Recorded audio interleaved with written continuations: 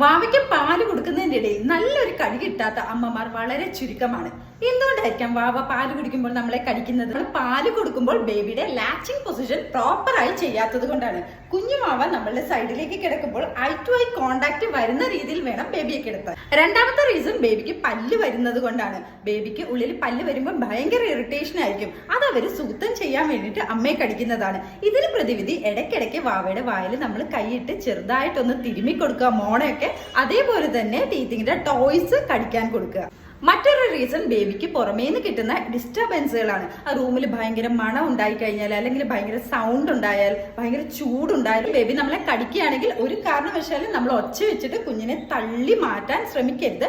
പകരം കുഞ്ഞു അവിടെ വായുടെ സൈഡിൽ കൂടി വിരലിട്ട് കൊടുത്തിട്ട് അവിടെ ഒരു ഓപ്പണിംഗ് ഉണ്ടായിട്ട് നിപ്പിള് റിമൂവ് ചെയ്യുകയാണ് ചെയ്യുന്നത്.